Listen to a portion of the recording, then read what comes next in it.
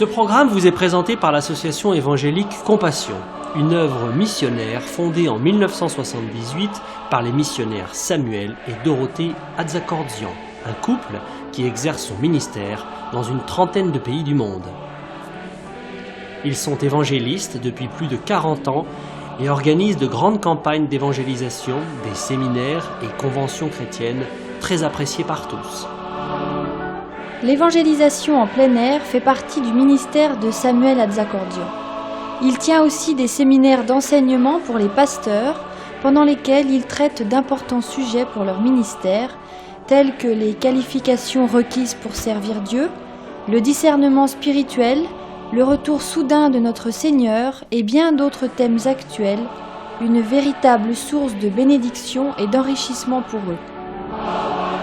Dorothée Atzakordzian est également utilisée par le Seigneur dans les séminaires spécialement organisés pour les épouses des serviteurs de Dieu, ainsi que pour les femmes en général, pendant lesquels elle leur enseigne à grandir dans la connaissance de Dieu, à connaître leur rôle dans le foyer et dans l'Église, et pendant lesquels elle les exhorte à se laisser, elles aussi, utilisées par lui, selon le plan de Dieu pour elles. Les conventions chrétiennes de renouvellement spirituel qu'ils organisent avec leurs collaborateurs depuis de nombreuses années, aussi bien en France qu'ailleurs, sont une véritable bénédiction. De nombreux assistants sont fortifiés dans leur foi et jouissent de la sainte présence de Dieu. De nombreux malades sont alors guéris par le Seigneur et plusieurs personnes ont accepté Jésus-Christ dans leur vie comme Sauveur et Seigneur. Samuel et Dorothée Atzakordzian écrivent aussi des livres et brochures d'approfondissement dans la foi chrétienne. Plusieurs d'entre eux sont traduits en d'autres langues. Le plus connu d'entre eux est « Le pardon, une puissance qui libère ». Ils éditent aussi de nombreuses cassettes, audio, vidéo, des CD et DVD de leurs conventions, séminaires et campagnes d'évangélisation disponibles en tout temps à leur bureau.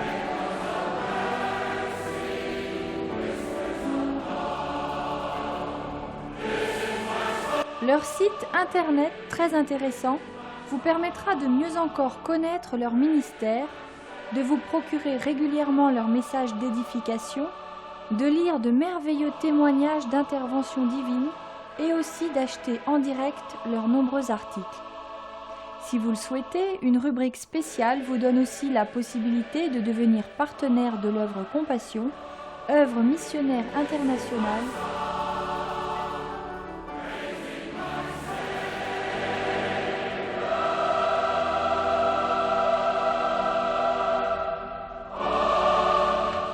Nous souhaitons maintenant que vous soyez richement bénis par ce programme.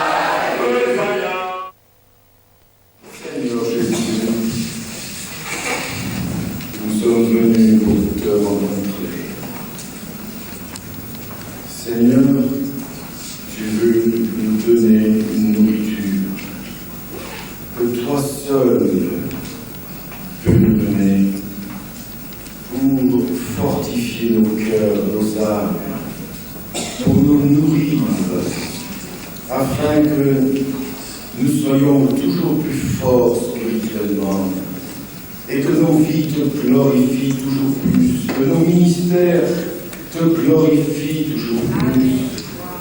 Seigneur, nous avons besoin de t'entendre, nous avons besoin d'être nourris, nous avons besoin d'être enseignés, comme tu as enseigné tes disciples. Seigneur, sois au milieu de nous ce matin, et que ton Saint-Esprit puisse appliquer ces vérités à nos cœurs, et que nous ressortions de ce lieu, Seigneur, avec un attouchement de ta part, avec un mot de ta part, qui nous aura touchés au plus profond de nous-mêmes, et qui transforme nos vies. Seigneur, nous sommes devant toi. Mets ton onction maintenant sur cette méditation de ta parole. Que tu nous ouvres les yeux, Seigneur, afin que nous puissions te contempler tel que tu es, et que nous réalisions la grandeur de ton évangile, libérateur. Ô Seigneur, nous sommes devant toi maintenant. Par ta lumière, nous verrons la lumière. La révélation de tes paroles est claire, Seigneur. Nous comptons sur toi, car sans toi, nous ne pouvons, je ne peux rien faire, Seigneur. Seul le ministère du Saint-Esprit est suffisant pour accomplir la tâche que tu nous demandes. Merci pour tout ce que tu vas encore faire. Pour ta seule gloire, Seigneur. Amen. Amen. Gloire au Seigneur. Alléluia. Nous sommes donc heureux de nous trouver pour cette dernière réunion. Et je suis persuadé que le Seigneur a encore quelque chose à nous dire. Amen. Amen. Mais nous devons toujours nous attendre à lui, venir avec des cœurs assoiffés d'entendre sa parole. Non pas d'écouter un homme, mais d'entendre sa parole. Car Dieu nous parle par sa parole. Et que vraiment nous puissions être nourris ce matin, c'est là ma prière. Pour ce dernier message, j'ai pensé à une réalité importante dans la parole de Dieu, et que tout chrétien, et en particulier tout serviteur de Dieu, doit connaître. Une réalité très importante, qui est le cœur même de l'Évangile, qui est donc la croix de notre Seigneur Jésus-Christ. L'apôtre lui-même disait, la prédication de la croix est une folie pour ceux qui périssent, mais pour nous qui sommes sauvés, elle est la puissance de Dieu. 1 Corinthiens 1:18, n'est-ce pas?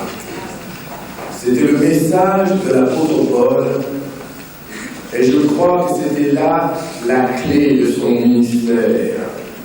Il avait vraiment une révélation de ce qu'est la croix.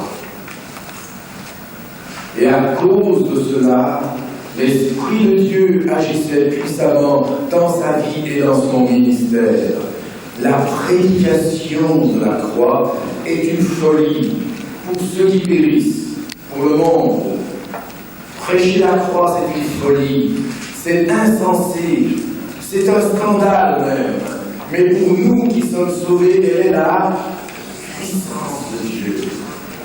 Dans la croix, Dieu a placé la puissance de Dieu. Amen. Et lorsque la croix est prêchée, la véritable croix, alors la puissance de Dieu se manifeste aussi. Amen. Alors donc, quel est le message de la croix?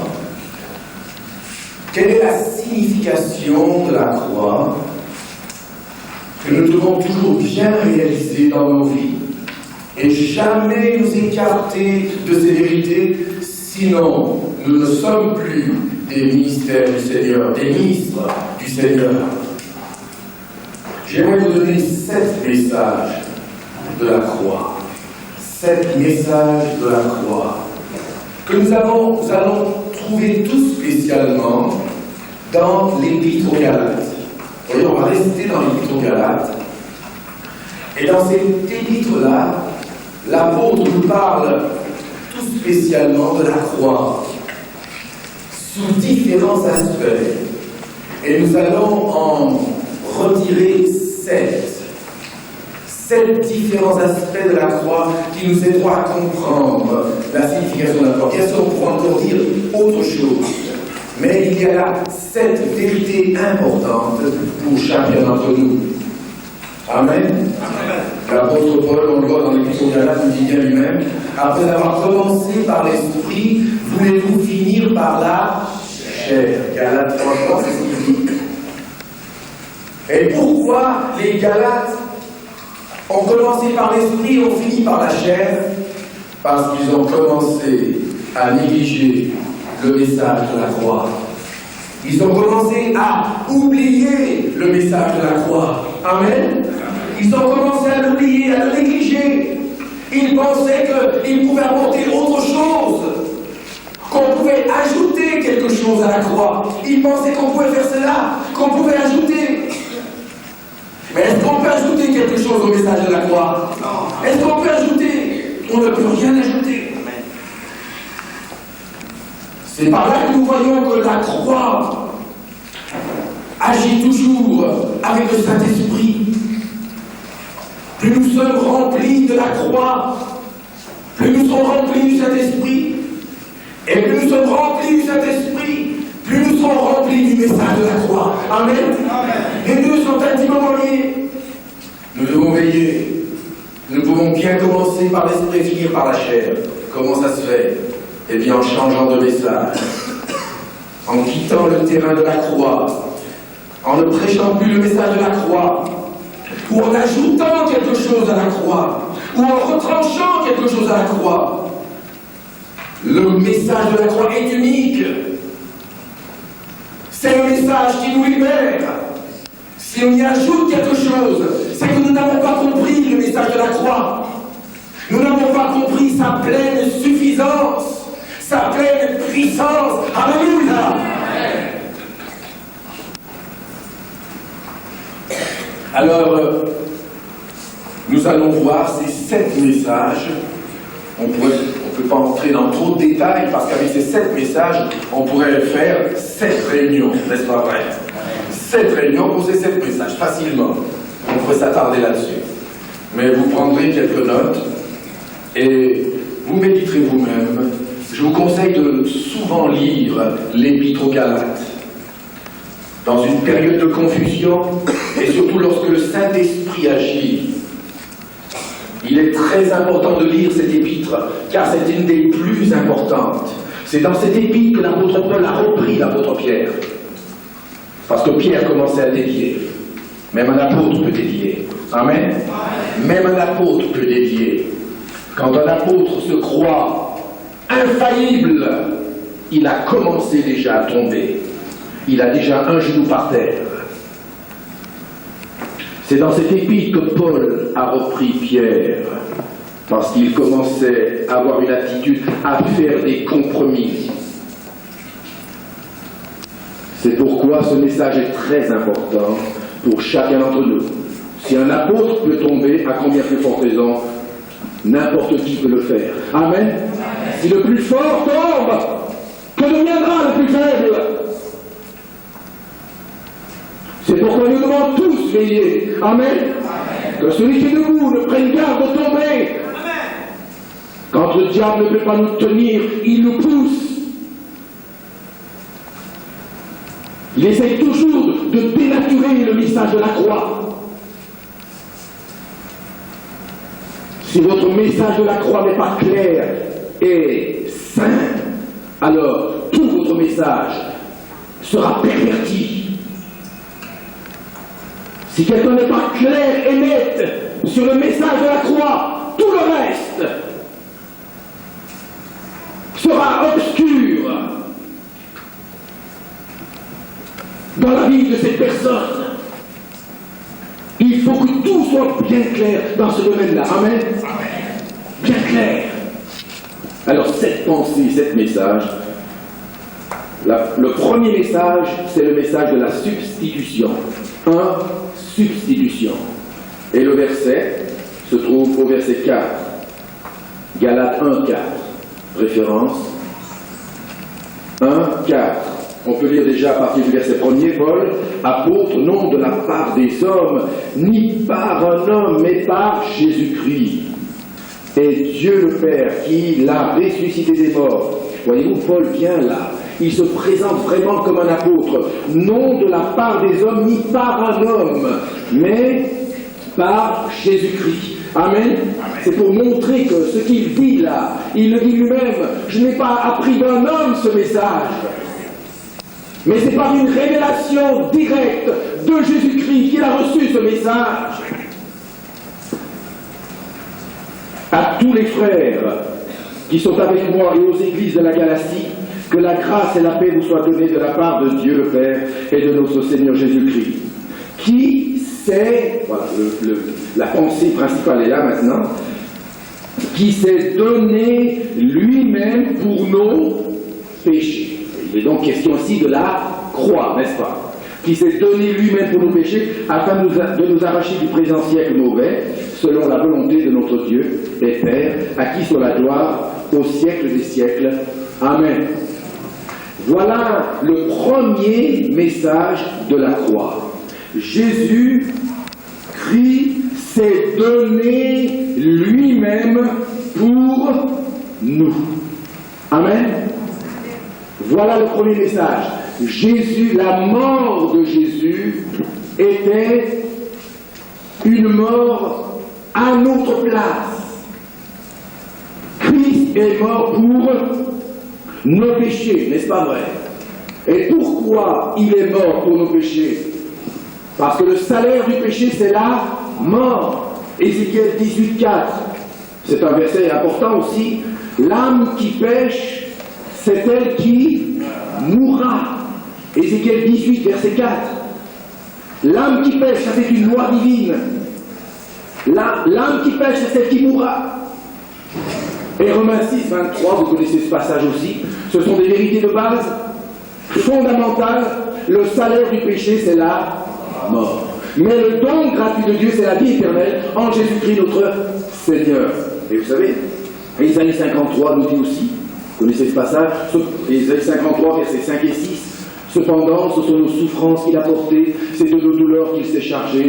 Et nous l'avons considéré comme puni, frappé de Dieu, humilié. Mais il était blessé pour nos péchés, brisé pour nos iniquités. Le châtiment qui nous donne la paix est tombé sur lui. Et c'est dans ses meurtrissures que nous sommes guéris. Nous voyons donc là le message central de la croix. C'est d'abord le message de la substitution. Christ est mort pour nous. Et en Corinthiens 15, versets 1 et 3, l'apôtre Paul appuie encore tout spécialement là-dessus. Les 3 premiers versets, disons les 4 premiers versets. Je vous rappelle, frères, 1 Corinthiens 15, les 4 premiers versets. Je vous rappelle, frères, que je vous ai annoncé, l'évangile que je vous ai annoncé, que vous avez reçu et dans lequel vous avez persévéré et par lequel vous êtes sauvés. Alors il y a une condition. Si vous le retenez tel que je vous l'ai annoncé, autrement vous auriez cru en vain. Mes amis, on peut croire en vain. Il faut le prêcher tel qu'il a été annoncé. Sinon, on peut croire en vain. Sinon, on n'est plus un serviteur du Seigneur. On sert les hommes. On se sert nous-mêmes. Mais on n'est plus un serviteur de Dieu. Et au verset 3, je vous ai enseigné avant tout. Et vous savez, quand il utilise le verbe enseigner ici, ça veut dire qu'il a pris du temps. Amen. Je vous ai enseigné. Il y a eu un enseignement là-dessus. Il est allé en profondeur. Il n'a pas peur de perdre, de prendre du temps. Le problème de beaucoup de prédicateurs aujourd'hui, c'est qu'ils ne prennent pas le temps d'enseigner. On est toujours pressé, on a tant à faire. Si tu fais tant de choses que tu n'as plus le temps d'enseigner, ce que tu fais de trop, ce que tu fais de trop, si tu es vraiment appelé par Dieu, alors tu dois prendre le temps d'enseigner. Si tu dis que tu es appelé par Dieu pour prêcher la parole, alors ton ministère premier est d'enseigner cette parole. Alléluia. Si tu as tellement à faire que tu ne peux pas même faire l'essentiel, à quoi tu sers? À quoi tu sers? Quel est ton ministère alors? Tu dois prendre le temps. Et ne pas penser que parce qu'il a prêché une fois, les gens ont compris. On est étonnés, mes amis. Après avoir prêché des messages comme ça, vous posez quelques questions aux gens. Vous avez l'impression que c'est rentré ici, c'est sorti par là. Ils n'ont rien compris. Rien compris. D'où l'importance que vraiment ce message soit prêché et reprêché. Amen. Jusqu'à ce que chaque chrétien comprenne la réalité de ce message. Car si on n'a pas compris la croix, on n'a rien compris et on est perdu. On est encore dans ses péchés. Amen. Ce pasteur, prédicateur, doit enseigner cela et s'assurer que chaque chrétien est bien au clair. Je vous ai enseigné avant tout, comme je l'avais aussi reçu, que Christ est mort pour nos péchés. C'est ça l'évangile. Selon les Écritures. Voyez-vous, la mort de Jésus a été prophétisée par les Écritures, annoncée par les Écritures. Tout ce que Jésus a fait, c'était pour confirmer la parole. Amen. Jésus était la porte d'accomplissement de toutes les prophéties de la parole. Amen. Tout ce qu'il a fait est en conformité avec la parole. Tout ce que nous disons, tout ce que nous enseignons doit être fermement établi sur la parole et non sur des traditions humaines, non sur des révélations aussi humaines qui n'ont aucun fondement biblique. Mes amis, c'est très important.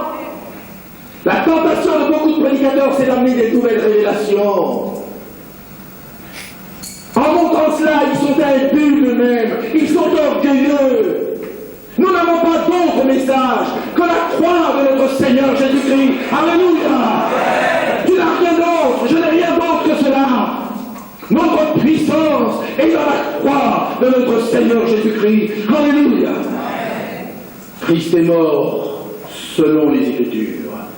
Jésus a tout fait d'après ce qui était écrit. Il ne s'est éloigné ni d'un iota, ni d'un trait, n'est-ce pas vrai? Selon les Écritures. Et ensuite, qu'est-ce qu'il est dit? Qu'il a été enseveli et qu'il est ressuscité le troisième jour, selon les Écritures. Voyez-vous, encore une fois, selon les Écritures. Selon les Écritures. Tout ce qui a été fait dans la vie de Jésus a été fait selon la parole.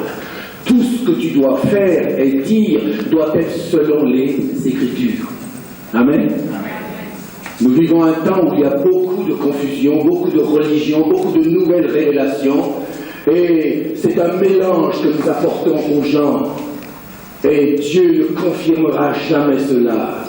Si ce n'est pas en accord avec la sainte parole, Dieu n'est pas là. Dieu n'approuve rien, même s'il y a des miracles et ton message est faux, ces miracles ne viennent pas de Dieu. Amen. Sois clair. Ces miracles ne viennent pas de Dieu. Si tu ne prêches pas la croix, et le premier message de la croix, c'est la substitution. Jésus-Christ est mort à notre place. Pourquoi? Parce que nous étions morts dans nos fautes et dans nos péchés. Amen. Nous étions morts, séparés de Dieu, perdus éternellement. C'est le premier message de la perdition de l'homme. Mais combien de religions aujourd'hui ne veulent pas admettre cela? Des philosophies. Comment? Mais vous exagérez quand même. L'homme est bon en lui-même. L'homme est bon en lui-même. C'est la société qui le rend mauvais. N'avez-vous pas entendu cela? Il est bon en lui-même. C'est la société qui le rend mauvais. Beaucoup de toutes les philosophies religieuses croient cela. Toutes les religions croient à la bonté innée de l'homme, que l'homme naît bon, mais que c'est les autres qui le corrompent. Non, mes amis, la parole de Dieu dit exactement le contraire. C'est pourquoi c'est une folie. Aller aux yeux de ce monde, c'est une folie.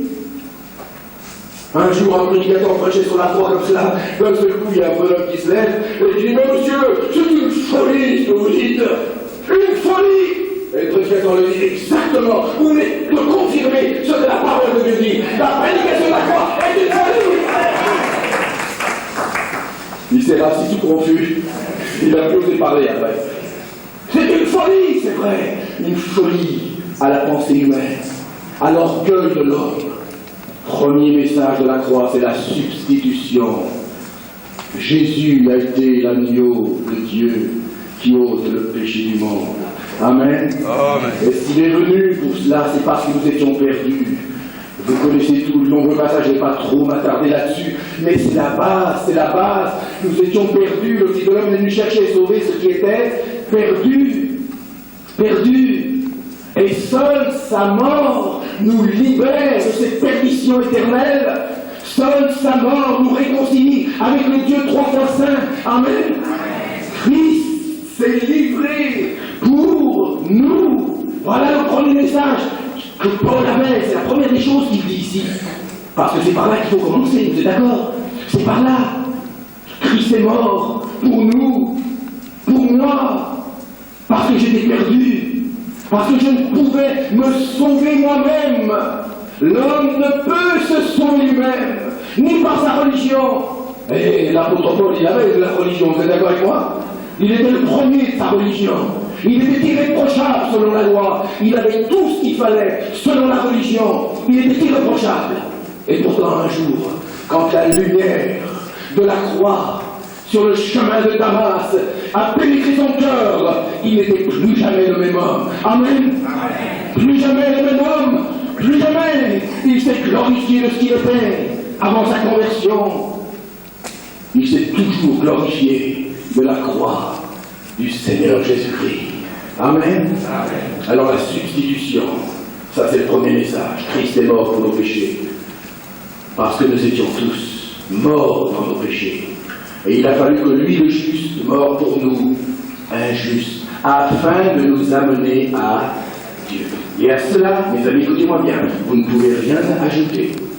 Il y en a qui disent, oui, moi je crois que Jésus est mort pour nos péchés, mais il faut quand même faire un peu quelque chose en plus, pour être sauvé.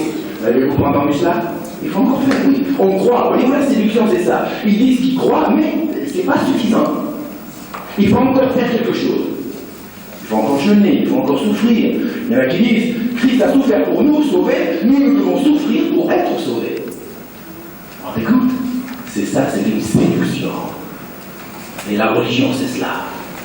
C'est l'homme qui veut tout faire par lui-même pour être sauvé. Il croit bien ce que Jésus a dit, ce que Jésus a fait, mais ce n'est pas suffisant. Ce n'est pas suffisant. Il faut rajouter quelque chose. Si tu rajoutes quelque chose, tu détruis toute l'œuvre de Jésus-Christ. Amen. Amen. Tu n'as rien ajouté, ni rien à retrancher. L'œuvre de Jésus est parfaite. Quand Jésus s'est écrit à la croix, tout est accompli. Vous savez, une traduction veut dire tout est parfaitement parfait. Il n'y a plus rien à ajouter. Une autre traduction dit c'est payé, c'est payé. Tétélestai, le mot grec. Tétélestai. C'est payé. Cette expression tétélestai, c'était une expression qu'on utilisait couramment du temps de Jésus. Quand quelqu'un avait payé sa facture, on mettait un cachet pour dire c'est payé. Tétélestai, c'est payé. Quand il y avait une facture et qu'il y avait ce mot tétélestai dessus, c'est payé, c'est fini. La peine était libre. Elle ne devait plus rien. Amen. Elle était libre. La facture est payée. Quand Jésus est mort sur la croix, tétélestai, j'ai payé votre facture. Alléluia. Vous ne pouvez rien faire vous-même. Vous ne pourrez jamais faire quelque chose pour vous sauver. Jamais, jamais. Quand il s'est écrié, c'est fait, ça voulait dire, c'est fait pour toujours, ce sera toujours fait, ce sera fait pour toujours et pour l'éternité. Il n'y a plus rien à ajouter en quoi que ce soit. Alléluia. la tentation de l'homme, c'est d'en rajouter un tout petit peu. D'en rajouter. Oui, d'accord, mais si on ne fait pas ça en plus pour être sauvé, on ne peut pas être sauvé. Les uns, c'est la loi. Hein? Là, eux, ici, à Galate, c'était la circoncision. Les autres, c'était le sabbat. Et ici, c'était la circoncision. Il fallait retomber sous la loi pour être sauvé. Oui, on croyait, mais il faut encore se faire circoncire. Et c'est là que Paul intervient. Avec une énergie extraordinaire. Il a vu que le message même de l'évangile, du salut de l'homme, était mis en jeu. Que la perdition d'une multitude était là en jeu. Il ne pouvait pas jouer avec cela. Nous ne pouvons pas jouer avec les âmes des hommes. Amen. Et un serviteur de Dieu a cette grande responsabilité. Il a charge d'âme. Et un jour, Dieu lui demandera des comptes de ce qu'il a prêché. Il y en a beaucoup aujourd'hui qui veulent prêcher. Mais vous serez jugés encore plus sévèrement. Dans l'épître de Jacques, il est dit qu'il n'y en a pas beaucoup qui prêchent, qui parlent, qui veulent enseigner au milieu de vous, car vous serez jugés plus sévèrement. Attention. Attention à celui qui a beaucoup reçu, il sera beaucoup redemandé. C'est pourquoi il vaut mieux faire ce ministère dans la crainte et le tremblement. Amen. Car un jour il y aura des comptes à rendre. Le ministère, c'est pas seulement se présenter devant les autres avec un beau costume et un beau sourire et on raconte n'importe quoi. Pour impressionner. Ce n'est pas cela le ministère. Le message de la croix. Premièrement, c'est un message de substitution. L'homme est perdu.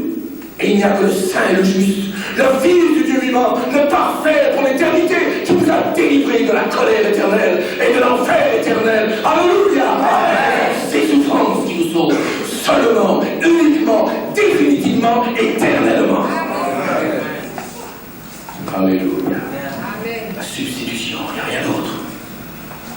On ne peut ni ajouter ni retrancher quoi que ce soit. Le deuxième message, nous allons le trouver dans Galates chapitre 2, verset 20, un peu plus loin. Galates 2, 20. Il est dit ici, j'ai été crucifié avec Christ. Vous voyez, il y a là la mention de la croix. J'ai été crucifié avec Christ. Et vous allez voir qu'il y a une nouvelle pensée, un nouveau message, une nouvelle révélation concernant le message de la croix. Et ici, il est dit maintenant, j'ai été crucifié avec Christ. Et si je vis, ce n'est plus moi qui vis, mais c'est Christ qui vit en moi. Et si je vis maintenant dans la chair, je vis dans la foi au Fils de Dieu qui m'a aimé et qui s'est livré lui-même pour moi. Je ne rejette pas la grâce de Dieu, car si la justice s'obtient par la loi, Christ est donc mort en vain. Amen. Car si la justice s'obtient par la loi, Christ est mort en vain. Voyez-vous, à partir du moment où on ajoute quelque chose, où on retranche quelque chose, c'est comme si on disait « Jésus, tu es mort en vain ». Et celui qui méprise, qui foule à ses pieds le sang de l'agneau, sera perdu éternellement. Ensuite, c'est très rare.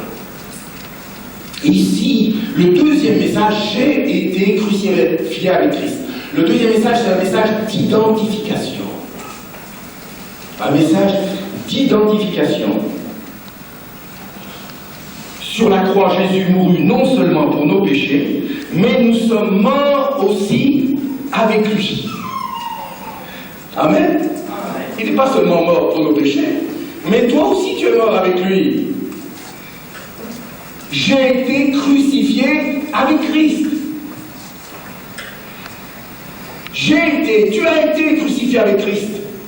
Quel est donc le message ici? Quand Jésus est mort sur la croix, c'est comme s'il mettait un jugement sur toute l'ancienne création déchue. Amen. C'est comme s'il disait, c'est la fin maintenant. C'est le jugement de cette vieille création, de ce vieil homme, de cette vieille création. Voici, je fais toutes choses nouvelles. Alléluia. Et la vie chrétienne, ce n'est pas un raccommotage de l'ancienne création avec la nouvelle création. Jésus n'a-t-il pas dit, on ne peut pas mettre une pièce de drap neuf à un vieil habit? Qu'est-ce qui va se passer? Ça va tout se déchirer. Et le vin nouveau, on ne peut pas le mettre dans des vieilles outres, ça va tout éclater. Ce que Jésus est venu faire, c'est quelque chose de nouveau. Alléluia. Il est le nouvel Adam qui est venu apporter une nouvelle création. Alléluia. Et ce n'est pas un raccommodage avec le passé, avec la loi, avec l'ancienne création. Ce n'est pas un raccommodage, c'est une nouvelle vie. Alléluia. Et là, Jésus nous a identifiés à sa mort. Vous voyez, il y a une identification. C'est-à-dire que nous devons maintenant, pas seulement dire Christ est mort pour mes péchés, mais maintenant dire Seigneur Jésus, je suis aussi mort avec toi. C'est-à-dire, ce n'est plus moi qui vis, comme on l'a lu, mais c'est toi qui vis en moi. Amen. Ce n'est plus moi qui vis. Désormais, mon ancienne vie, mon vieil homme a été crucifié avec toi. Savez-vous que vous ne pouvez pas crucifier votre vieil homme? Est-ce que quelqu'un peut se crucifier lui-même? Vous avez vu quelqu'un se crucifier? Non. Vous ne pouvez pas. Il faut qu'un autre vous crucifie. Vous êtes d'accord avec moi? Amen. Vous pouvez vous crucifier? Vous mettez peut-être un clou ici, un clou au pied, un clou ici, et l'autre main. Comment vous allez la crucifier? Si c'est crucifié ici, vous pouvez rien faire là. Il faut que quelqu'un d'autre vous aide. Vous ne pouvez pas vous crucifier vous-même. Jésus vous a crucifié avec lui. J'ai été crucifié avec Christ. Alléluia. Autrement dit, le vieil homme à la croix, non seulement Jésus a pris vos péchés, mais le vieil homme aussi. C'est-à-dire cette ancienne vie est définitivement passée. Amen. Amen. Et vous pouvez lire Romains chapitre 6 et les premiers versets. On peut peut-être lire ce passage. Romains 6, qui explique un peu ce qu'on vient de voir maintenant. Romains 6.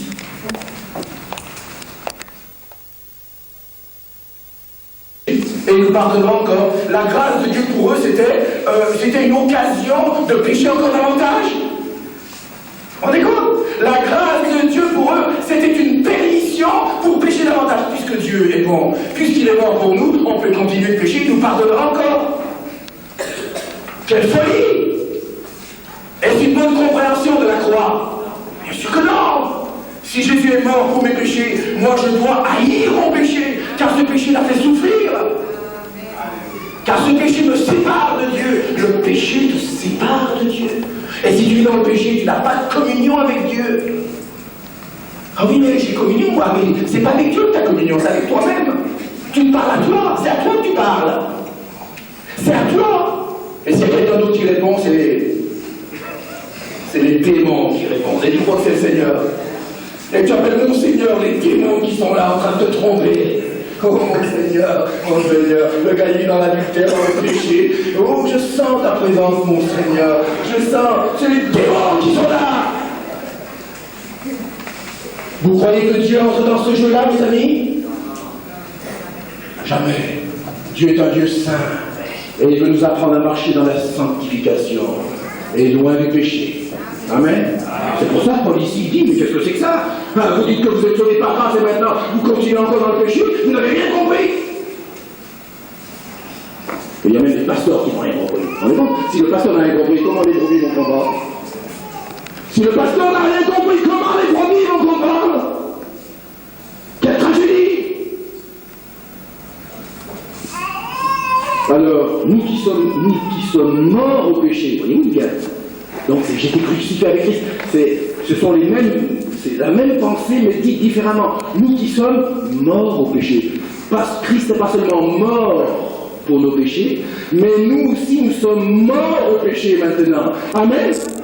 Nous sommes aussi morts à notre péché. C'est-à-dire que nous l'avons rejeté définitivement. Comment vivrions-nous encore dans le péché? Voyez-vous, ignorez-vous que nous tous qui avons été baptisés en Jésus-Christ, c'est dans sa mort que nous avons été baptisés. Nous avons donc été ensevelies avec lui par le baptême en sa mort, afin que comme Christ est ressuscité des morts pour la gloire du Père, de même nous aussi, nous marchions en nouveauté de vie. Amen. En effet, si nous sommes devenus une même plante avec lui par la conformité en sa mort, voyez-vous, il y a toujours la pensée qui est là, par la conformité à sa mort, nous le serons aussi par la conformité à sa résurrection. Alléluia. Et au verset 11, il est dit, ainsi vous-même, regardez-vous comme regardez-vous comme mort au péché et comme vivant pour Dieu en Jésus-Christ. Alléluia. Alors le deuxième message de la croix. Premièrement, Christ est mort pour mes péchés, mais maintenant je suis mort au péché aussi. J'ai été crucifié avec Christ. Mon ancienne vie, je coupe définitivement. Amen. Il y en a qui prennent des boulets. Ils ont des boulets. Ils ont encore les chaînes de leur ancienne vie. Ils gardent encore certaines pratiques occultes, magiques. Et ils amènent ça encore en plus dans l'église. En disant, oui, c'est bien, c'est pas vrai. Ils n'ont rien compris.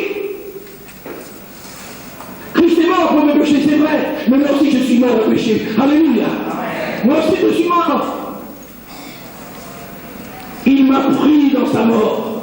Je suis absorbé avec lui.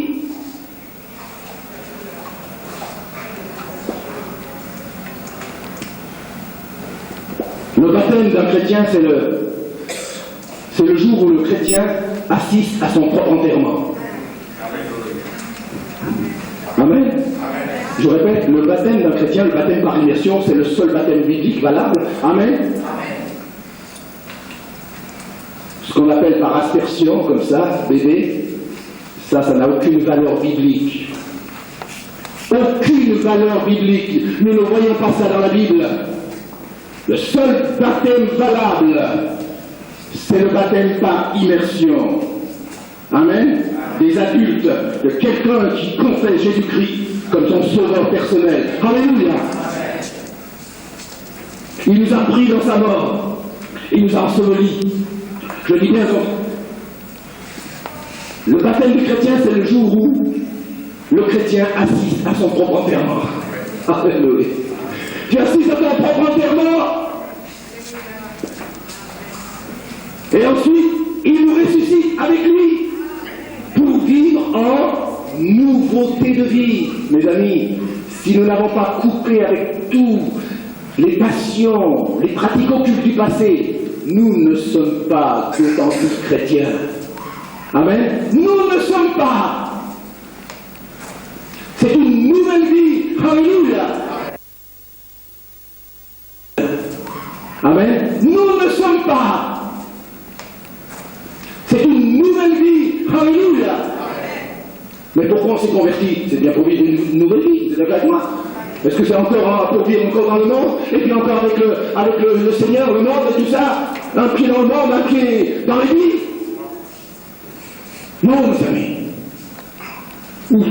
Ou le Seigneur est le Seigneur de tout, ou il est le Seigneur de rien du tout. Amen. Amen. Est-ce que le Seigneur peut entrer dans ta maison et entrer dans toutes les chambres de ta maison, pas seulement dans le salon? Il y en a qui acceptent le Seigneur Jésus seulement dans le salon. Tu sais, dans le salon, c'est toujours beau, hein, le salon. Avez-vous remarqué? Dans les salons, c'est toujours beau. Ah, des beaux fauteuils, tout est beau. Ah, c'est merveilleux. Mais il y a des petites pièces. Si le Seigneur disait, mon enfant, je voudrais faire bon, c'est beau, ton salon, il est bien, très bien. Mais moi, je suis le Seigneur, je suis le roi. Et tu m'as dit que tu m'as accepté comme ton Seigneur. Alors je vais voir si c'est vrai. Si tu m'as donné toutes les rênes de ta vie, alors tu dois aussi me livrer toutes les chambres de ta vie. Alors je vais commencer par la chambre ici à droite, là. Petite chambre, il n'y a rien du tout. Mais Seigneur, il n'y a rien, c'est rien du tout. Non, pas celle-là, Seigneur. Non, celle-là, non. Et comment? On va faire l'inspection. Mais on n'y va pas souvent là-bas. Oui. Et le Seigneur ouvre la porte. Mais je veux quand même voir. Tu m'as dit que tu es mon Seigneur. Que je suis ton Seigneur. Que je suis ton Seigneur. Non. Le Seigneur ouvre la porte. Et c'est pas étonnant que l'autre ne voulait pas qu'il rentre. Quand on regarde, il y a déjà un petit fétiche qui est caché dans un coin. Un petit gris-gris là-bas derrière. Des images taillées. Des idoles qui sont là. Ah, Seigneur Jésus dit, ah bon d'accord, ne m'appelle plus Seigneur, tu es un menteur, Désormais, je m'en vais. C'est terminé. Je lui ai dit, je n'ai même pas besoin de regarder les autres chambres, c'est terminé. Je n'ai pas besoin de regarder les autres chambres. Si quelqu'un est en Christ, il est une nouvelle créature. Les choses anciennes sont passées. Définitivement passées. C'est ça l'identification. Christ est mort pour mes péchés, mais je suis mort au péché. Et j'ai la haine du péché. Et j'ai détruit tout ce qui déshonore Dieu. Il y a un beau passage pour ça. Acte 19-19, je sais bien le retenir celui-là. Parce que 19-19, ça se retient facilement, n'est-ce pas vrai? Acte 19-19, vous savez, c'était les convertis à Éphèse. Comment ils se sont convertis? C'était merveilleux. Oui. Quand on fait les choses comme Dieu le veut, selon les Écritures, ça marche. L'Évangile marche. Quand on le fait selon les Écritures, selon sa parole, ça marche. Parce que c'est la parole de Dieu. Et il a une puissance. Acte 19-19, juste un petit peu au-dessus déjà.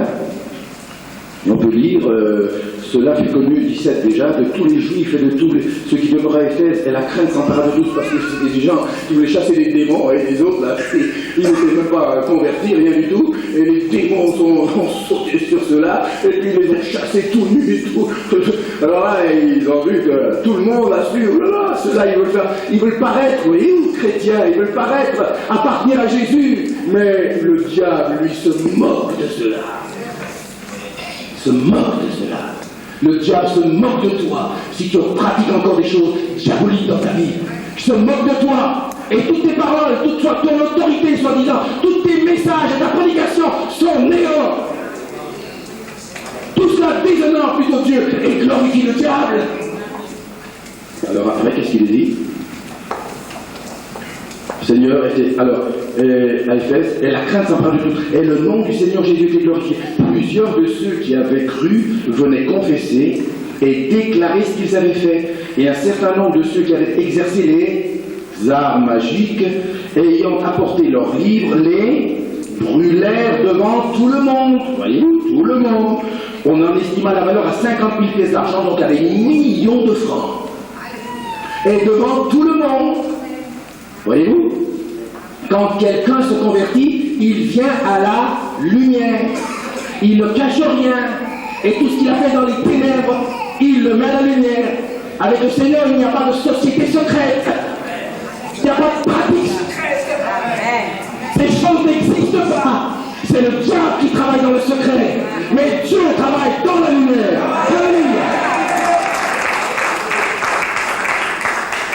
Oula, ça, il faut que, surtout, il ne faut que personne ne sache. Tu peux le cacher pendant un temps, mais un jour, Dieu le mettra à la lumière. Avant que tu sois dans la confusion, et que tu sois honteux un jour, repens-toi déjà maintenant. Sinon, Dieu révélera ton péché à tout le monde. Et ce sera une confusion. Devant tout le monde, il brûlait à tout cela. Et pourtant, ça coûtait cher. Combien de gens, par exemple, gardent une médaille, hein, une médaille, soit de la Vierge, soit des fétiches et tout. Et pour ça, pourquoi? Ah, ça c'est... Pourquoi tu veux pas détruire ça? Ah, ça c'est ma grand-mère qui m'a donné ça. Et c'est de l'or, c'est de l'or. Mais c'est sentimental. C'est ma maman, ma grand-mère qui m'a donné ça. Et puis elle m'a dit, tu garderas ça tous les jours de ta vie. Alors je peux pas aller contre ça. J'aime trop ma grand-mère. Tu aimes ta grand-mère plus que le Seigneur? Et Jésus a dit, celui qui aime son père ou sa mère plus que moi n'est pas digne de moi. Pas digne de moi. Mes amis, au feu, destruction, même si ça coûte cher, il ne faut surtout pas le vendre à quelqu'un d'autre pour te faire de l'argent. Il y en a qui font ça aussi. Non, je vais me faire des sous avec ça. Non, je ne veux pas tout perdre, moi. Voyez-vous, le marchandage, le cœur n'est pas droit, c'est tordu. Ils brûlèrent tout. Et pourtant, ça correspond à une grosse somme. ils ont compris quelque chose. Amen. Ils ont compris quelque chose. Pour eux, obéir à Dieu, ça avait beaucoup plus de valeur que tout l'or et l'argent du monde. Alléluia.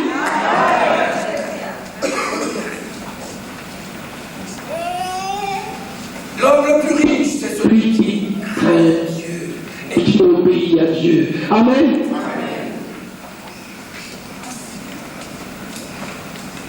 Troisième réalité, troisième message de la croix, Galates 3:13. Christ nous a rachetés de la malédiction de la loi, étant devenu malédiction pour nous, car il est écrit, maudit est quiconque est pendu au bois. Il est encore question d'une référence ici à la croix, et cette fois, c'est en rapport, le message est en rapport avec la rédemption. Nous avons été rachetés. Et le texte grec ici, c'est le mot rédemption, racheté. Premier message, substitution. Deuxième message, identification. Troisième message, rédemption. Nous avons été délivrés de la malédiction, de la loi. Cette loi qui nous condamnait à cause de ce que nous avons fait. Cette loi qui devait nous séparer éternellement de Dieu. Jésus a porté cette malédiction humaine. Amen. Il a été fait malédiction pour nous. Quelle merveilleuse nouvelle. Amen. C'est une délivrance de la malédiction de la loi. Délivrance totale. Jésus, lui, a été maudit pour que nous soyons bénis. Alléluia. Et la loi, délivrance de la loi. Parce que la loi n'a jamais sauvé quelqu'un. Et la loi dans l'Ancien Testament, c'était quoi? C'était le salut par les œuvres. Amen. C'était fais et tu vivras. Tandis que l'Évangile dit crois et tu vivras. Amen. La religion dit fais, et tu seras sauvé. L'Évangile dit c'est fait. C'est fait. Crois et tu seras sauvé. Alléluia. Il nous a délivrés de la malédiction de la loi, donc de la malédiction du salut par les œuvres. Dites-moi, est-ce que dans le christianisme en général, ce message n'est pas encore prêché? Des millions encore. Après 2000 ans de christianisme, des millions seront encore perdus parce qu'ils cherchent leur justification de leurs péchés par leurs œuvres et leurs bonnes œuvres. N'est-ce pas vrai? C'est pas encore clair après 2000 années de christianisme. Quelle tragédie! Le salut n'est pas par les œuvres. La loi n'a pas été donnée pour sauver l'homme. Le but de la loi, c'était pourquoi? C'était de révéler à l'homme son péché, afin de l'amener à la grâce et au salut en Jésus-Christ. Amen. C'est ça le but de la loi, pour que l'homme réalise qu'il est perdu et qu'il est incapable d'obéir à tous les commandements de Dieu. N'est-ce pas vrai? Tu ne feras pas ceci, tu ne feras pas cela. Quelqu'un qui lit ça, il se dit, je suis perdu. Et puis voilà. C'est le but de la loi.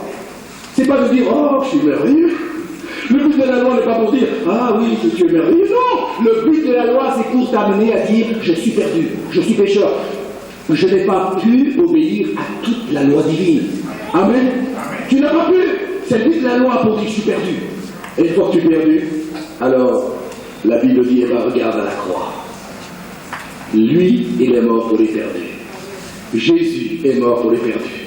Il a été maudit à ta place. Le jugement qui était sur toi, le châtiment qui était sur toi, il l'a porté. Amen. Désormais, le salut est par grâce. Éphésiens 2:8, n'est-ce pas? C'est par grâce que vous êtes sauvés. Par le moyen de la foi. Cela ne vient pas de vous, c'est un don de Dieu. Alléluia. Ce n'est point par les œuvres afin que personne ne se glorifie. Avez-vous remarqué?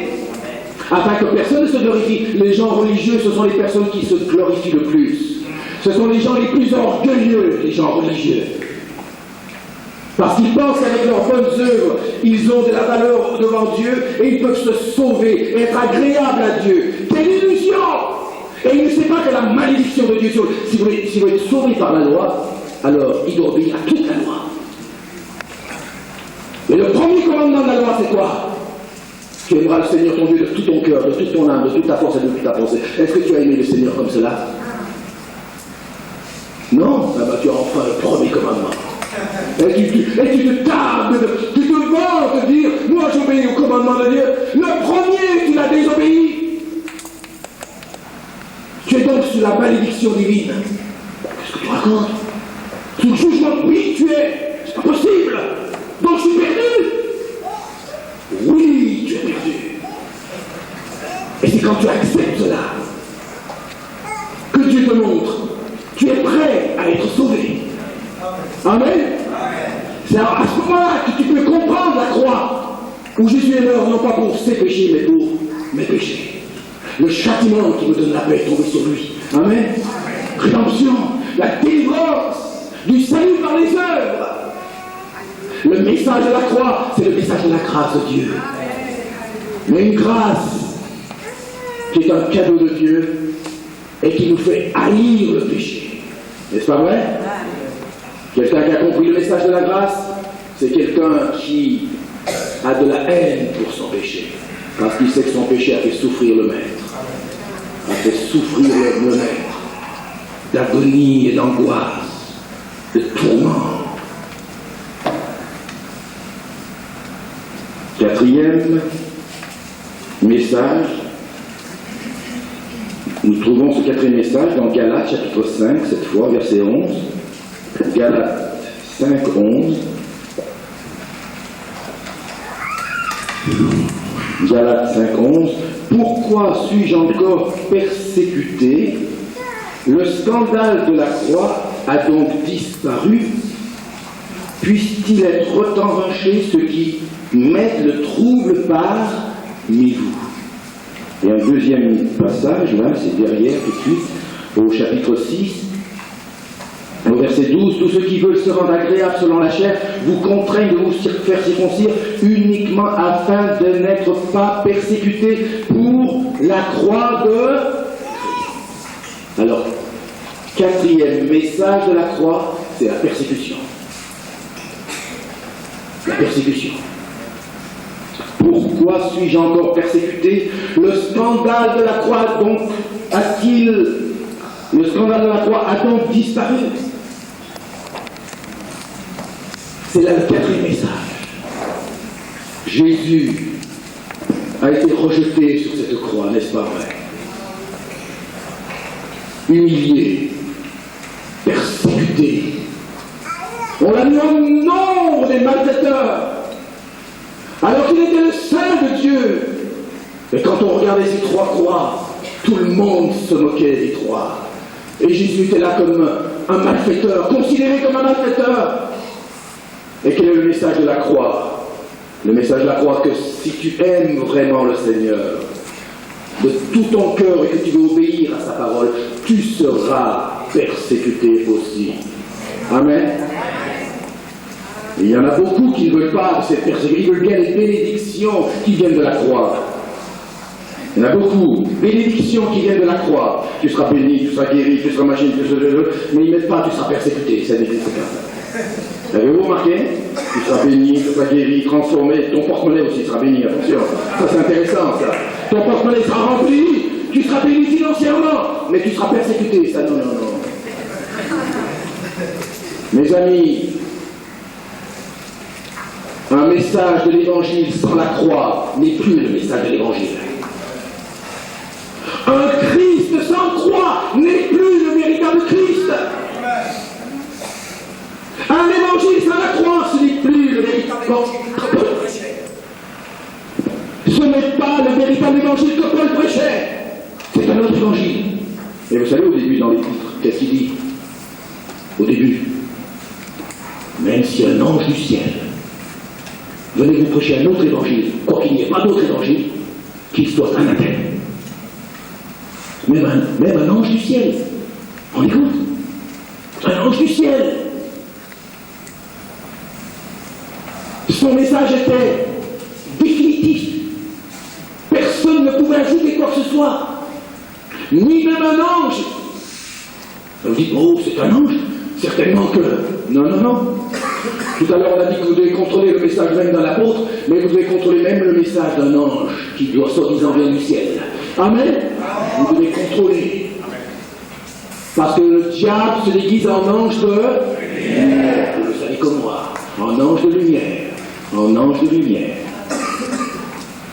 Tout vrai chrétien, tout vrai serviteur de Dieu qui est fidèle à la parole de Dieu accepte d'être persécuté. Mais le faux chrétien, le faux serviteur, il veut les bénédictions de la croix, mais il ne veut pas souffrir pour son maître. Attention, on ne souffre pas pour être sauvé, mais on souffre pour le Seigneur parce qu'on est sauvé, par amour pour lui. Non pas pour être sauvé, on est déjà sauvé, mais par amour pour lui, on accepte de porter sa croix. On accepte de porter sa croix. C'est l'un des signes et une des preuves que tu l'aimes vraiment. Amen. C'est quand tu acceptes de souffrir, d'être rejeté à cause de lui. Non pas à cause de ta mauvaise langue, de ton mauvais caractère, et pas parce que tu vis dans le péché. Tu ne dois pas souffrir à cause de ces choses, mais parce que tu veux rester fidèle au Maître, à sa parole, à son évangile. Parce que tu aimes la lumière, les ténèbres te haïront. Parce que tu aimes le Seigneur de tout ton cœur, le diable te haïra.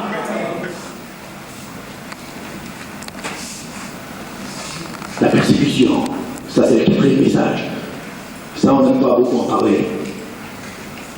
On n'aime pas beaucoup en parler, mais cependant, c'est là que se voit un authentique chrétien et un authentique serviteur de Dieu. Amen. Alors ne passons pas à côté, les amis. Soyons fidèles à tout le message de la croix. Alléluia. Une cinquième réalité, un cinquième message, c'est Galates, chapitre 5, et au verset 24 cette fois. Galates 5, 24.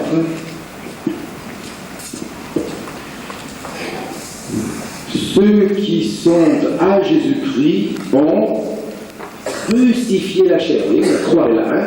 Le message de la croix. On crucifié quoi? La chair. Avec ses passions et ses désirs. Si nous vivons par l'Esprit, marchons aussi selon l'Esprit. Alors, qu'est-ce qu'il est dit? Ceux qui sont à Jésus-Christ, voyez-vous?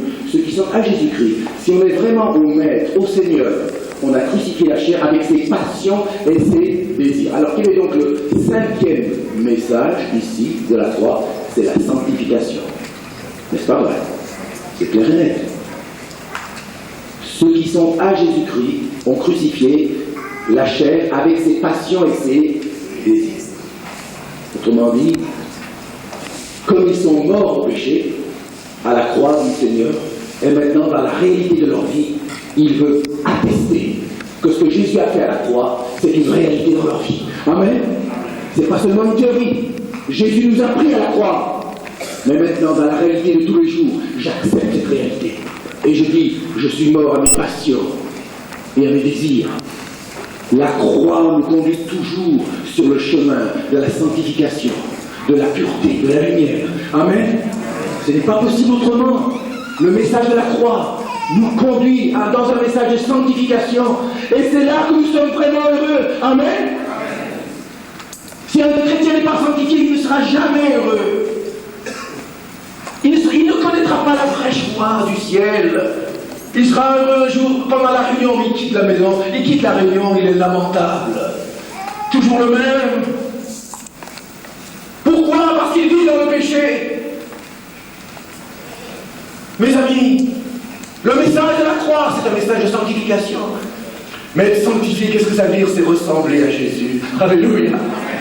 Et plus nous ressemblons à Jésus, plus nous serons heureux, plus nous connaîtrons une paix, une joie que le monde ne peut pas nous donner et que le monde ne peut pas nous ravir. Alléluia.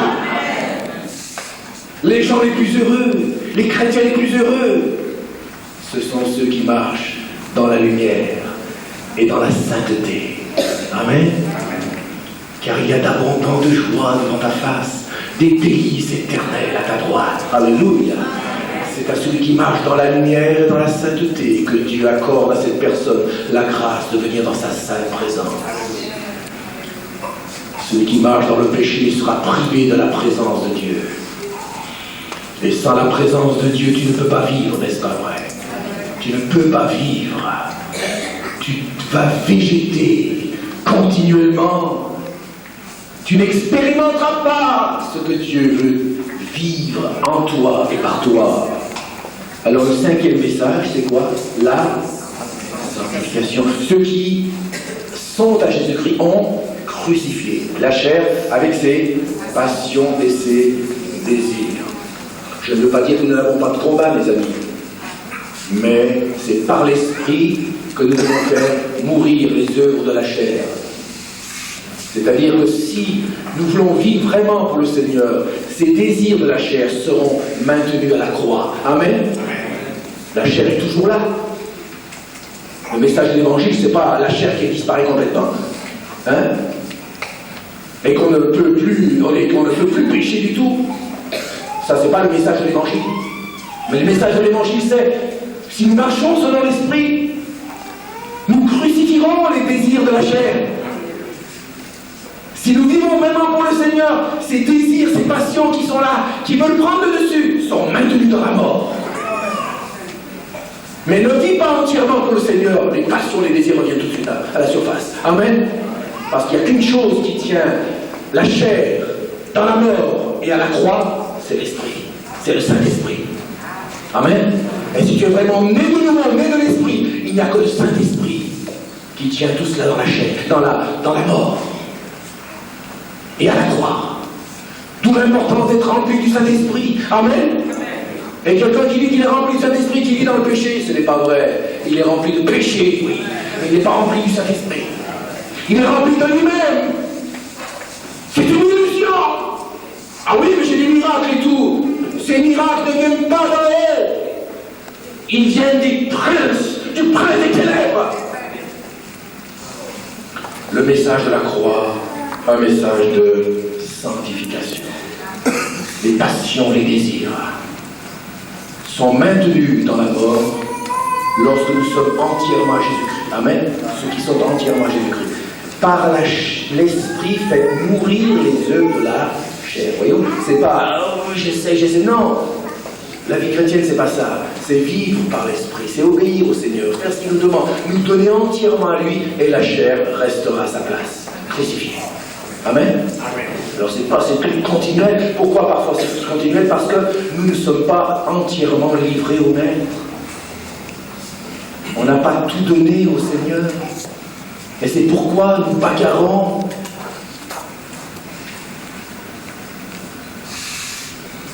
Je ne veux pas dire qu'on n'a pas de combat dans la vie chrétienne, mais si nous sommes remplis du Saint-Esprit, dans ces combats, Dieu nous gardera.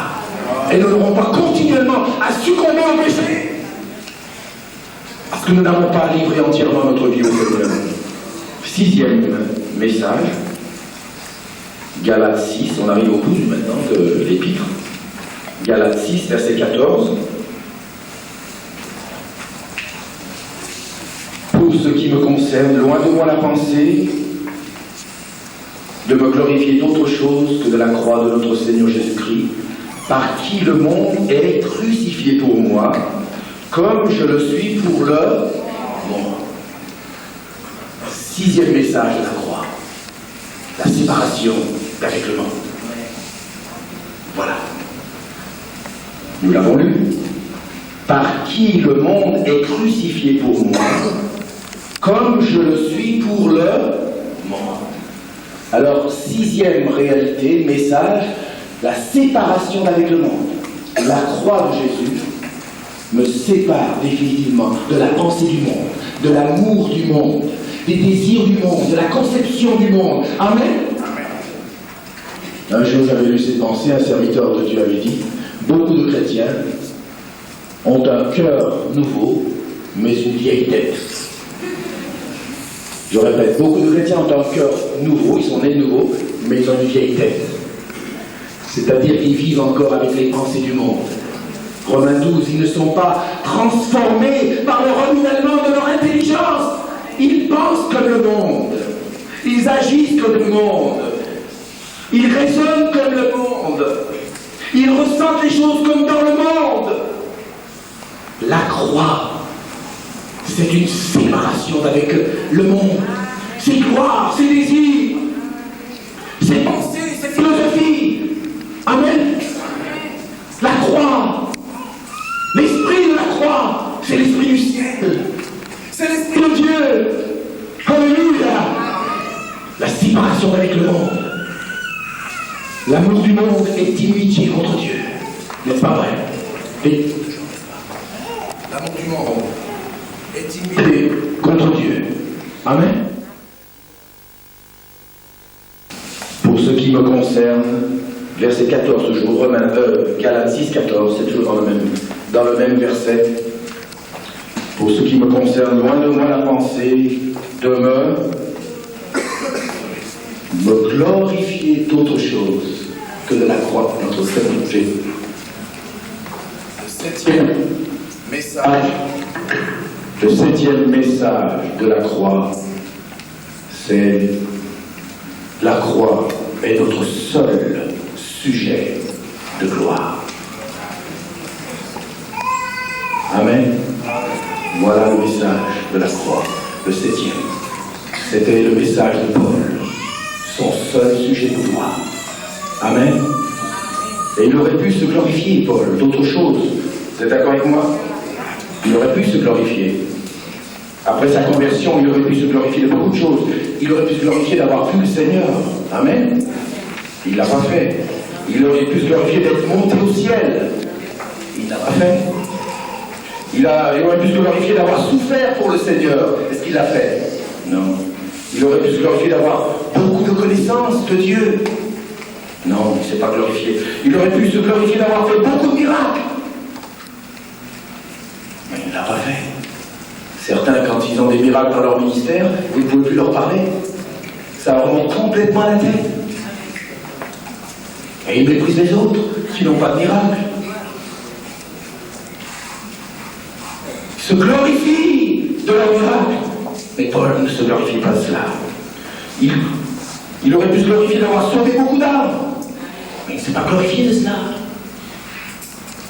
On peut se glorifier d'avoir amené beaucoup d'âmes au Seigneur. La tentation de pasteur, c'est de se glorifier, d'avoir une grande église, par exemple, et de mépriser ceux qui ont des petites églises.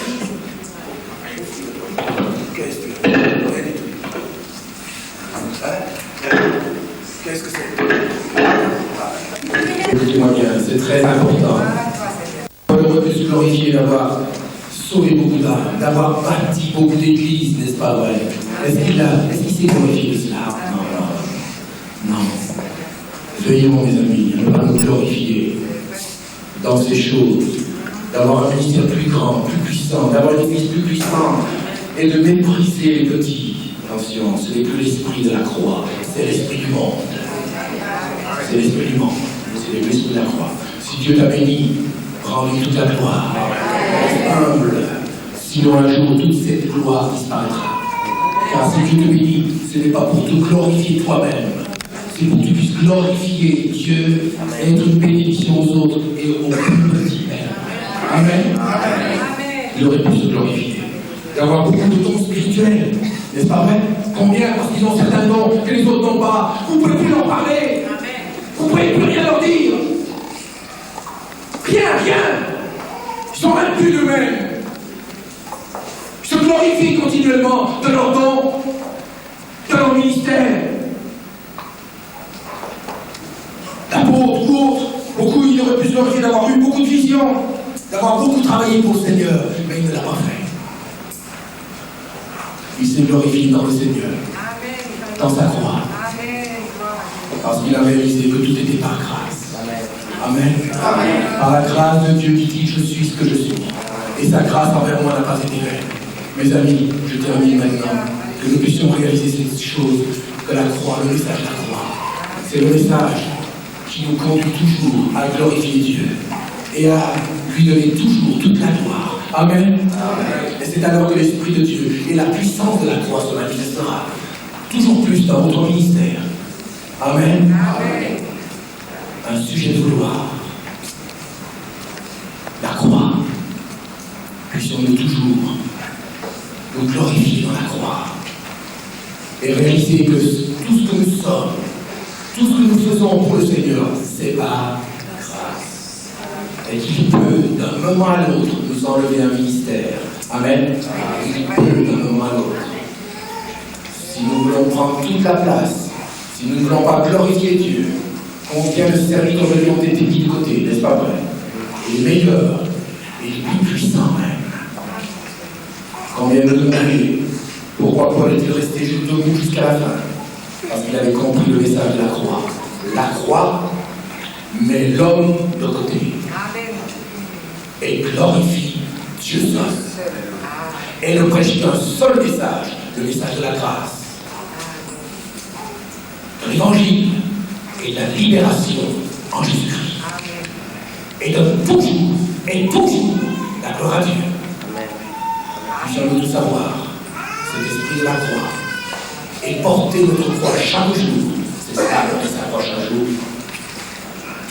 Et ainsi, le Seigneur agira dans nos vies et par nos vies pour le salut d'un grand nombre, pour la délivrance d'un grand nombre. Car le Seigneur veut encore sauver beaucoup d'âmes, n'est-ce pas vrai? Il veut encore délivrer beaucoup de captifs. Et il veut aussi enseigner beaucoup de gens, beaucoup de chrétiens par ton moyen. Par le temps, je vous ai enseigné avant tout. Avant tout, je vous ai enseigné. Prenez le temps d'enseigner ces messages de la croix. C'est vital, c'est fondamental. S'il n'y a pas cela, on ne prêche plus l'évangile, c'est un autre évangile. Et c'est un autre Jésus. Le Jésus sur la croix n'est pas la croix, le véritable Jésus. Puisse le Seigneur nous garder au pied de sa croix et lui donner toujours toute la gloire et de rester fidèle à son message. Il n'y a qu'un seul évangile, il n'y en a pas deux, il n'y en aura qu'un seul pour l'éternité. Puissions-nous tous être fidèles et prêcher ce message de la croix. Car la prédication de la croix est une folie pour ceux qui périssent, mais pour tous qui sont sauvés et la puissance de Dieu. C'est par la croix et dans la croix que la puissance de Dieu se manifeste le plus, afin que l'homme soit mis de côté et que Dieu seul soit glorifié, dès maintenant et à jamais. Amen. Couvrons-nous dans la prière. Seigneur, combien nous avons besoin de nous placer devant toi et de sonder nos cœurs afin que nous puissions voir si nous prêchons ce message de la croix. Seigneur, trouve en nous des cœurs obéissants, dociles à ta voix, humbles, qui sachent s'abaisser quand il le faut, afin que tu puisses élever quand il le faut. Pardonne-nous, Seigneur, et purifie-nous encore de tout ce qui n'a pas été à la hauteur dans notre vie. Nous voulons nous humilier, mais nous voulons sincèrement obéir et devenir de nouvelles personnes, de nouveaux chrétiens et de nouveaux serviteurs de Dieu, n'ayant que la crainte de ton nom dans nos cœurs, l'amour de la croix en nous et le message, le seul message de l'évangile qui libère. Garde-nous, Seigneur, bien fidèles jusqu'à la mort, et tout tu nous donneras. Fermé. Restons quelques instants. Je propose que nous nous levions dans la présence de Dieu afin de répondre au Seigneur et de lui dire, de nous engager avec lui à vivre la croix dans notre vie, à nous sacrifier comme lui s'est sacrifié, à nous donner comme lui s'est donné. Alléluia, prions ensemble. Alléluia, prions ensemble.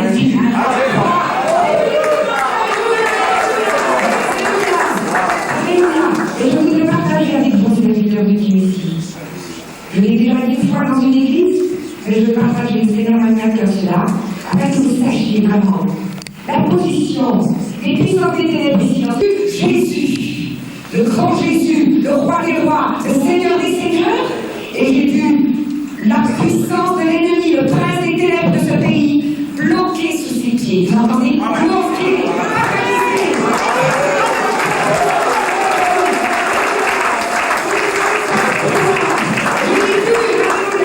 Il n'y a pas un bras qui dépassait, il n'y a pas un nez qui dépassait, il n'y a rien qui dépassait du pied de Jésus. Il était incapable de réagir et de rugir et de faire quoi que ce soit. Alléluia!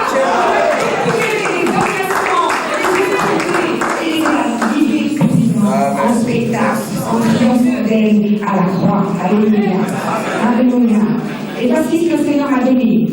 Pour vous, serviteurs de ce pays, j'exhorte les serviteurs de ce pays à se retrouver davantage, à partager davantage, à se pardonner mutuellement et à se respecter davantage, à prier ensemble. Et c'est alors qu'aucun ennemi ne tiendra devant vous. L'Éternel les livrera tous entre vos mains. Voici, je livre entre tes mains Jéricho et son roi, ces vaillants soldats. Ne les crains point, car je les livre entre tes mains. Et aucun d'eux ne tiendra devant toi. Alléluia. Car l'Éternel lui-même combattra. Amen. Alléluia. Souviens-toi aussi que ce n'est ni par force, ni par puissance, mais c'est par mon esprit, Dieu Seigneur. Alléluia.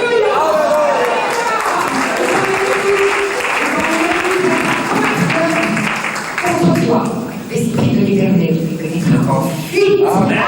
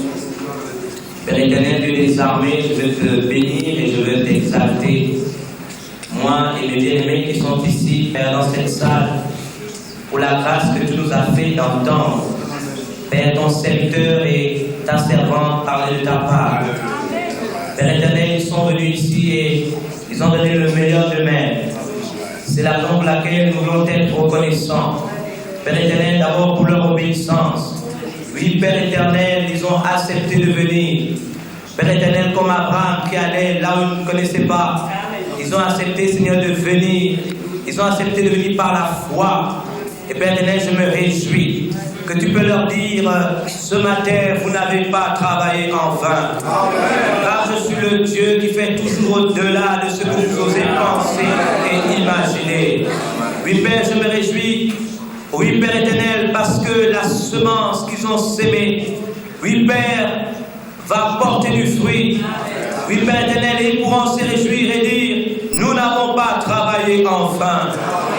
Maintenant, Père, nous voulons leur rendre au centuple tout le bien, Père éternel, qu'ils nous ont apporté. Oui, Père, rends-leur, Seigneur, Seigneur, ce qu'ils nous ont apporté dans tous les domaines de leur vie et de leur ministère. Oui, Père, fais-le sur le plan familial, fais-le, Père, sur le plan du ministère, sur dans l'abondance financière et matérielle. Oui, Père éternel, oui, sur le plan spirituel, tu les remplis à nouveau. Oui, c'est toi qui as dit, donnez, il vous sera donné.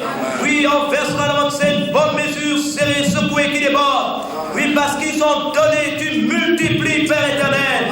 Et que la même année, Père, avant la fin de cette année, qu'ils puissent récolter au centuple, Père, l'investissement, Père, qui est défendant dans la prière, en temps dans le jeûne, en temps dans les pleurs, en temps dans les cris, en temps dans les gémissements. Oui, Père éternel, dans le temps qu'ils ont accepté de consacrer. Oui, Père, nous les entourons d'une haie de protection. Père, non seulement parce qu'ils rentrent dans leur nation, mais Père, pendant toute l'année 1992, oui, Père, tu les protèges dans tous leurs voyages. Oui, Père, tu seras avec eux dans les avions. Oui, Père, tu as dit, là où la plante de vos pieds touche, tu nous donnes celui en possession. Et tu leur donnes possession de tout lieu que la plante de leurs pieds foulera. Oui, Père éternel, nous voulons un temps de renouvellement et de restauration pour eux. Oui, Père éternel, voici qui t'ont servi. Et nous voulons, Père, que tu les restaures dans leur force physique. Oui, Père, que tu sanes leur force. Oui, Père éternel, nous te bénissons. Père, nous les entourons.